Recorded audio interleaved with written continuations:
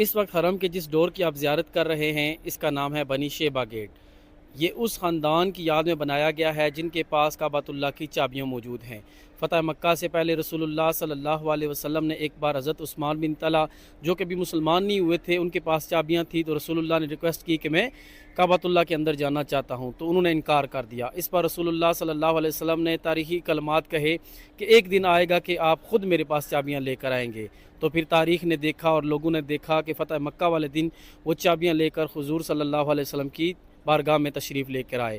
لیکن قربان جاؤں تاجدار انبیاء ختم الانبیاء جناب حضرت محمد مصطفیٰ صلی اللہ علیہ وسلم کے کہ انہوں نے چابیاں ان کو واپس کر دیں اور یہ کہا کہ یہ قیامت تک آپ کے پاس رہیں گی، جو کہ آج تک ان کے پاس موجود ہیں۔ جو نسل در نسل جو سب سے بڑا شخص ہوتا ہے اس خاندان میں، اس کے پاس یہ چابیاں ہوتی ہیں۔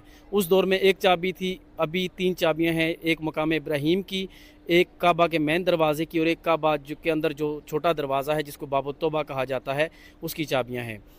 اور پہلے ان کا گھر کعبۃ اللہ کے مین دروازے کے سامنے ہوا کرتا تھا، کیونکہ ابھی میسو کنسٹرکشن ہو گئی ہے، تو یہ صرف علامتی دروازے ہیں اس خاندان کی یادداشت کے لیے۔ جیسے آپ مروہ سے باہر نکلیں گے، آپ اپنے سیدھے ہاتھ پر دیکھیں گے تو یہ آپ کو دروازہ نظر آئے گا۔ جزاک اللہ خیرہ۔